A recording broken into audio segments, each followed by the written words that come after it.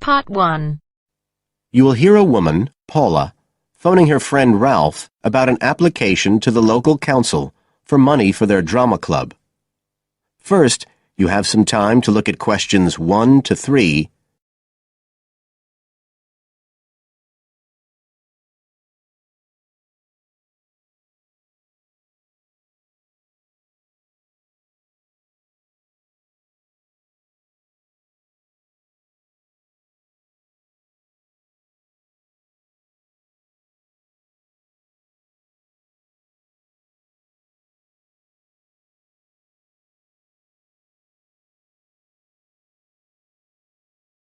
Now we shall begin.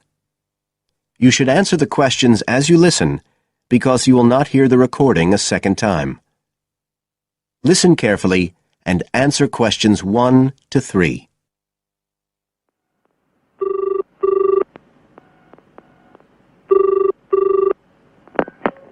Hello? Ralph, it's Paula. Hi. You know I told you we could apply to the local council for money for our drama club? I've got the application form here, but we need to get it back to them by the end of the week. I could send it on to you. You really ought to fill it in as president of the club, but I don't know if it'll get to you in time. Well, you're the secretary, so I expect it's okay if you fill it in. Yeah, but I'd really like to check it together. Right, that's fine. Like, the first part asks for the main contact person. Can I put you there? Sure. Right, so that's Ralph Pearson. Oh, and then I need your contact address. So that's 203 South Road, isn't it? No, 2:30. Oh, sorry, I always get that wrong. Then it's Drayton. Oh, do you think they need a postcode? Better put it, it's DR6 8AB. Okay. Telephone number. That's 01453 586 098, isn't it? Yes. Right. Now, in the next part of the form, I have to give information about our group. So, name of group, that's easy. We're the Community Youth Theatre Group. But then I have to describe it. So, what sort of information do you think they want? Well, they need to know we're amateurs, not professional actors. And how many members we've got. What's that at present, 20? 18. And should we put in the age range, that's 13 to 22? No, I don't think we need to. But we'd better put a bit about what we actually do. Something like members take part in drama activities. Activities and workshops? OK. Right. That's all for that section, I think. You now have some time to look at questions 4 to 10.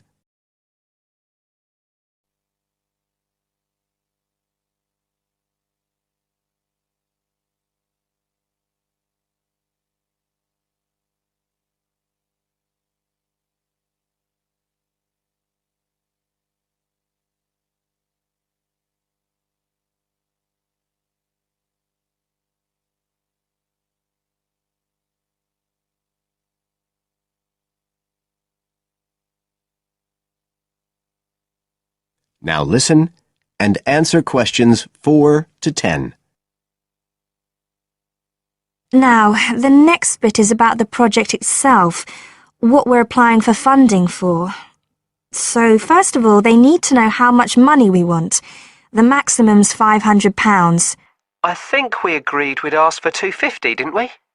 OK. There's no point in asking for too much. We'll have less chance of getting it. Then we need to say what the project, the activity is. Right. So we could write something like, to produce a short play for young children. Should we say it's interactive? Yes, good idea. Right, I've got that. Then we have to say what we actually need the money for. Isn't that it? No, we have to give a breakdown of details, I think. Well, there's the scenery. But we're making that. We need to buy the materials, though. Oh, OK. Then there's the costumes. Right. That's going to be at least £50. OK. And what else? Oh, I just found out we have to have insurance. I don't think it'll cost much, but we need to get it organised. Yes, I'd forgotten about that. And we could be breaking the law if we don't have it. Good thing we've already got curtains in the hall. At least we don't have to worry about that. We'll need some money for publicity. Otherwise, no one will know what we're doing. And then a bit of money for unexpected things that come up. Just put sundries at the end of the list. OK, fine. Now, the next thing they want to know is if they give us the grant, how they'll be credited. What do they mean, credited? I think they mean how we'll let the public know that they funded us. They want people to know they've supported us. It looks good for them. Well, we could say we'd announce it at the end of the play. We could make a speech or something. They might prefer to see something in writing. We'll be giving the audience a programme, won't we? So we could put an acknowledgement in that? Yeah, that's a better idea. OK, and the last thing they want to know is if we've approached any other organisations for funding and what the outcome was. Well, only National Youth Services, and they said that at present funds were not available for arts projects. Right, I'll put that. And then I think that's it. I'll get that in the post straight away. I really hope we get the money. I think we've got a pretty good chance. Hope so anyway. Thanks for doing all this, Paula. That's OK. See you soon. Bye. Bye. That is the end of part 1. You now have half a minute to check your answers.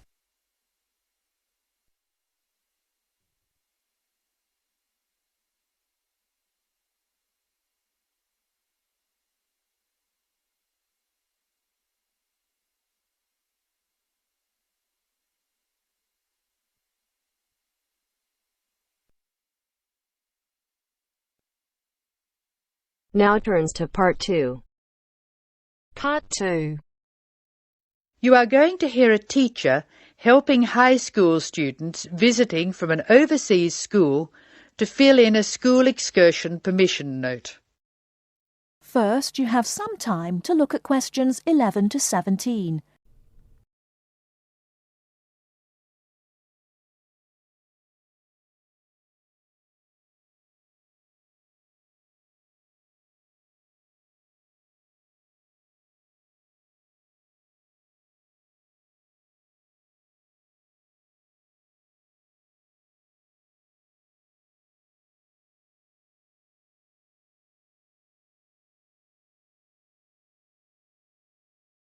Now, listen carefully and answer questions 11 to 17.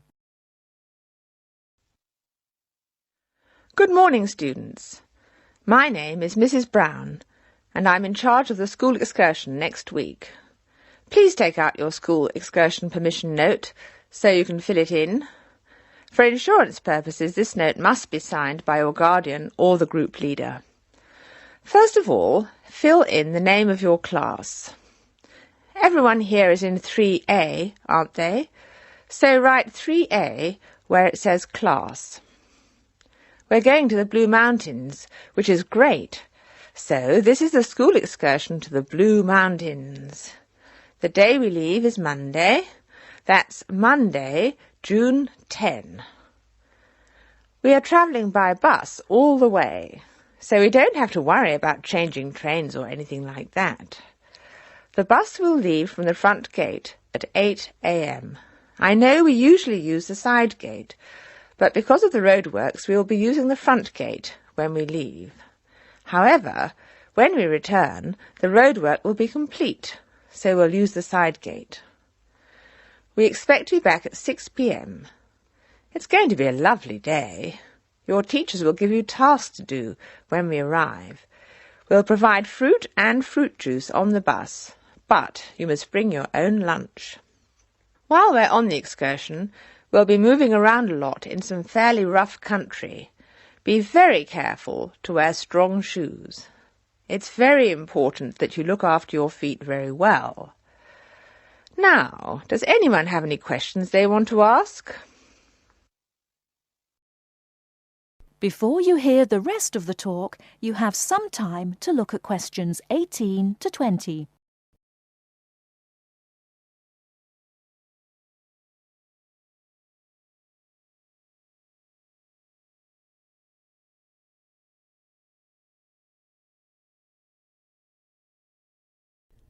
Now listen and answer questions 18 to 20.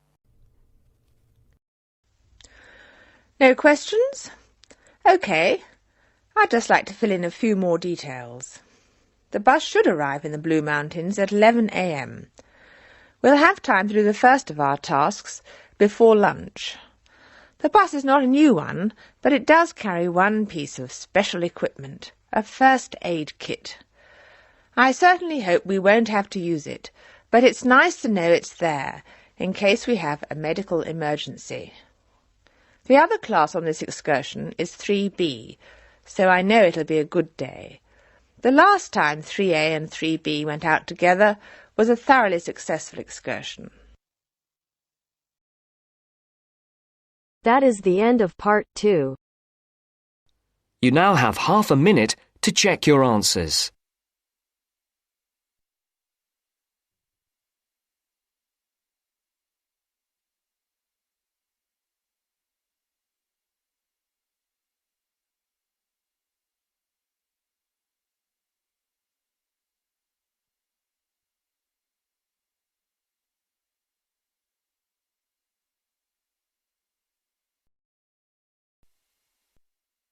Now turns to part 3.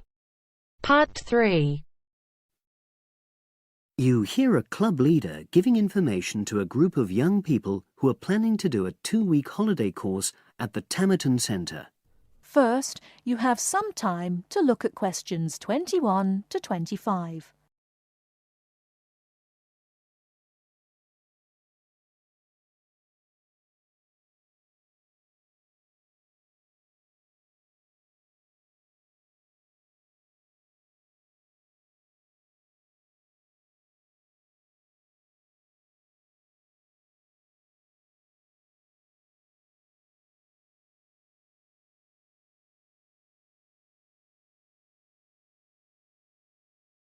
Now listen carefully and answer questions 21 to 25. Hello, everyone. I've been asked to talk to you this afternoon about next month's trip to Tamerton Study Center for the 2-week course. Now, some of the things I'm going to say you may have already heard or read about, but I think it's important to emphasize a few key points. First of all, it's worth reminding you why Tamerton was set up in the first place, in the late 1960s. That was really before all the concern with preserving the environment, which everyone talks about these days. The idea was simply to get people out of the cities and into the country, and to find out that just being outdoors can be very rewarding. This is not going to be a holiday in the usual sense. It's called an adventure course because you'll really be stretched to your limits, but that in itself can be a positive thing. The group I took last year, for example, said that although they actually felt pretty weak and exhausted all the time, it really made them learn a lot about themselves and increased their confidence. And in the end, that's the most important thing. Now, all of you knew about policies at Tamerton before you signed up for it, so you know that in many ways it's quite old-fashioned. You don't have a lot of choice in what you do. But something which I think makes the place so special is that you get to try so many different things every day. For instance, one day you'll do climbing, and the next you'll be surveying rock pools. It's not intended that you become an expert in any of them. It's more like a taster, which you can follow up if you want. And there isn't a lot of free time.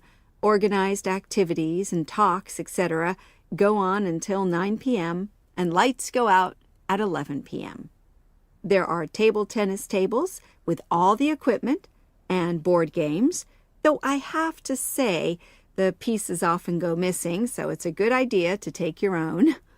There's a DVD player with a good selection of films suitable for this age group, so don't take yours.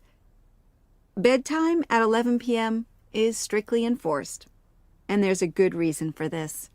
You're all under 18, and we organizers need to know that all group members are accounted for in the house as we close for the night. And of course, you'll be so exhausted anyway that you'll be too sleepy to want to cause any trouble. Before you hear the rest of the talk, you have some time to look at questions 26 to 30.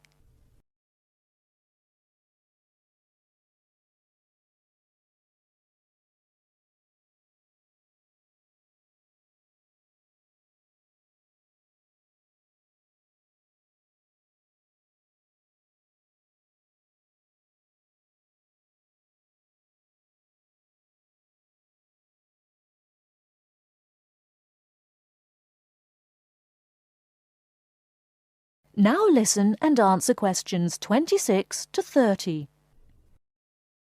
Now, what should you pack? The information sheet tells you a lot about what clothing to bring. But what about other things?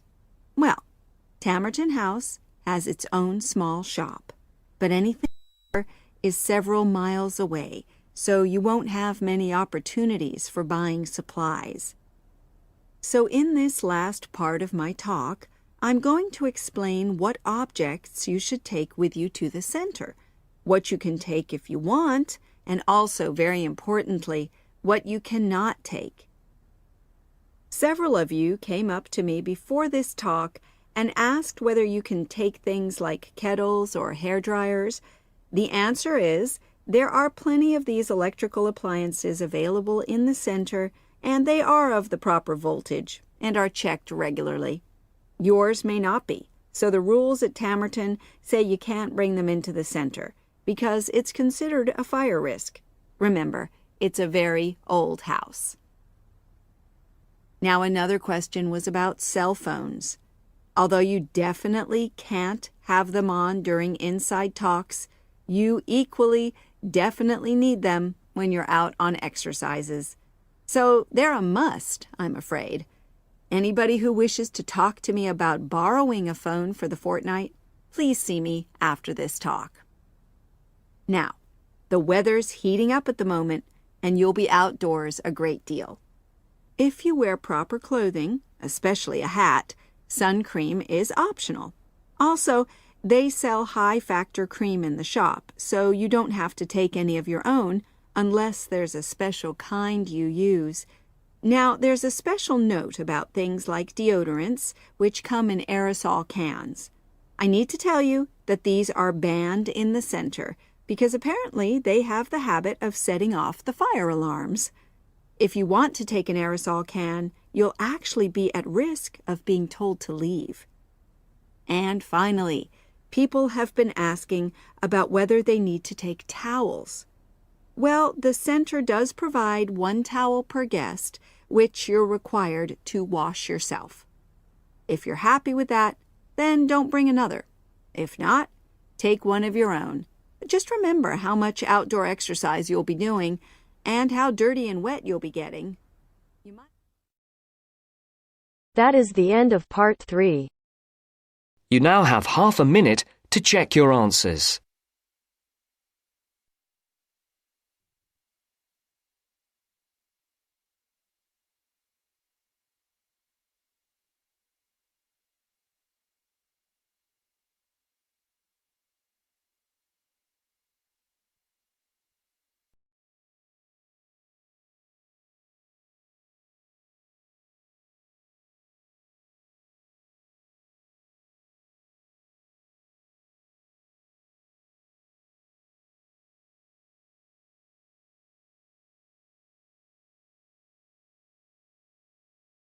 Now turns to part 4.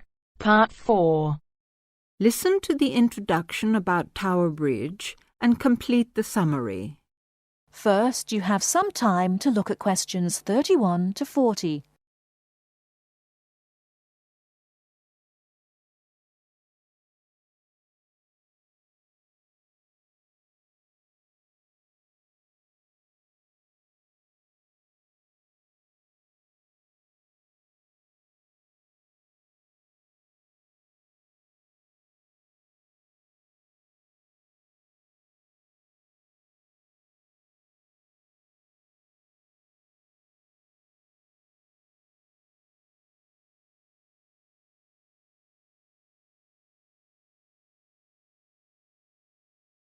Now listen carefully and answer questions 31 to 40. Tower Bridge is located in one of the most interesting parts of London. On either top of the tower, you can get a bird's-eye view of the wonderful scenery all round Tower Bridge. On its south side are many tall old buildings. On its north side stands the Tower of London itself. But Tower Bridge, the first bridge over the Thames, as you travel to London from the sea, is the most famous of them all. Although they look the same age, the tower is almost 1,000 years old, and Tower Bridge, which was built in the 1890s, is just over 100. Because of the tall ships up and down the Thames, it was proposed in 1850 that a bridge across the Thames near the tower was most necessary. However, the designers argued about the new bridge for about 30 years. They took so long because they had two big problems. One is that the new bridge must look like the old tower, and the other is that the bridge must not look like a modern bridge. They made it look like the old tower, so everyone was happy. Besides, the most surprising thing about Tower Bridge is that it opens in the middle, while big ships are going through to the Pool of London. If you're lucky enough to see the bridge with its two opening arms high in the air, you'll never forget it. The bridge took 8 years to build and cost £900,000, a lot of money in those days. But it was a wonderful success and became a famous tourist attraction in London on the day when the bridge was completed. 100 years ago, the Thames was once London's busiest traffic route, so that the bridge opened at least 12 times a day. Today, big ships don't go so far up the Thames. Tower Bridge opens perhaps only twice a week, but the same wonderful machinery is still in good condition. Green, yellow and red, the colourful wheels and engines look smart and new, not 100 years old. They still lift the two heavy opening arms, each 1,000 tons, leaving 70 metres for the ships to go through.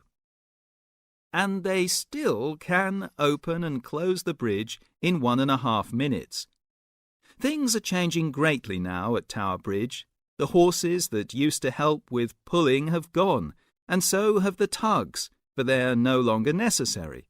The walkways from one tower to the other at the top of the bridge were closed years ago, because so many people jumped off them into the Thames, which is said to open again soon.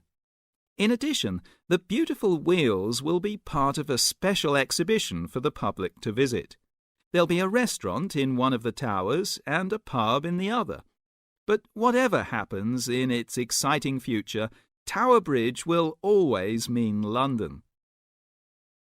That is the end of part 4. You now have half a minute to check your answers.